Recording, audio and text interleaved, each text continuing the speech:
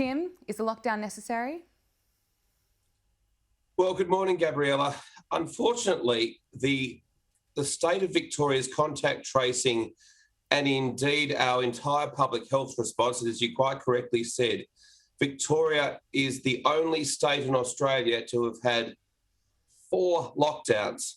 This virus has got out of control in Victoria. It's got out of control in Melbourne.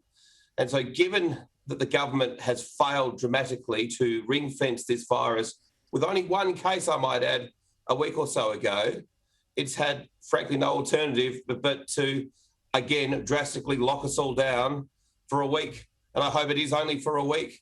Now, the last lockdown in February was, frankly, ridiculous.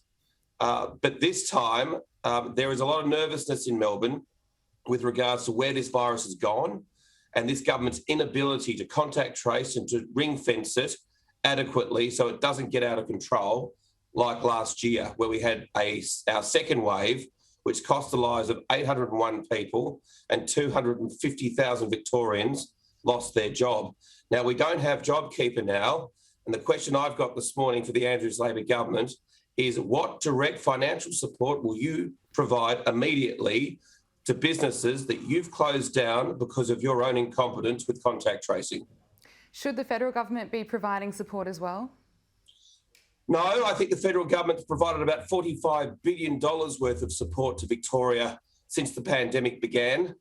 I think that this is fairly and squarely on the head of the State Treasurer Tim Pallas, the Acting Premier James Merlino, and Daniel Andrews, wherever he is, to support these businesses that they have closed down because of their incompetence. So what is the mood like in Melbourne? I'm sure you're speaking to business owners and people there. Do they think this is fair? Hospitality owners are incredulous, incandescent with rage and utterly depressed. Others who are in different areas of employment are nervous. They're concerned, obviously. There's a nervousness here. Our confidence is shot because this is the only state in the nation where this has happened 4 times. We have no confidence in our state government. We've got no confidence in their ability to advise us as to what's actually going on and to take responsibility for their clear errors, because it just can't be a coincidence that this just happens to happen in Victoria. James Merlino says that Melbourne wouldn't be in this situation if the federal government had done more to roll out its vaccine. Does he have a point? So one of the most ridiculous false equivalences I've heard in this debate over the last 12 months. James Merlino and indeed the Federal Labor Party are working in cahoots. There is a standard set of words that Labor are using across Australia, desperately trying to deflect from the failures of the Victorian Labor government.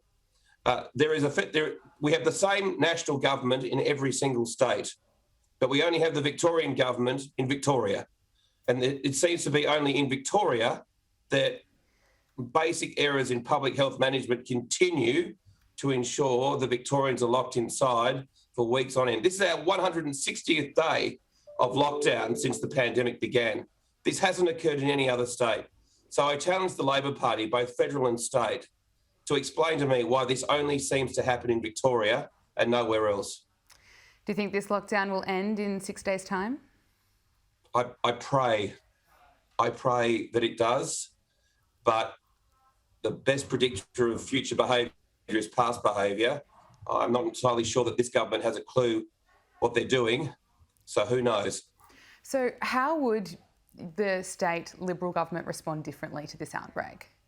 Well, as we've said all along, Gladys Berejiklian is the gold standard.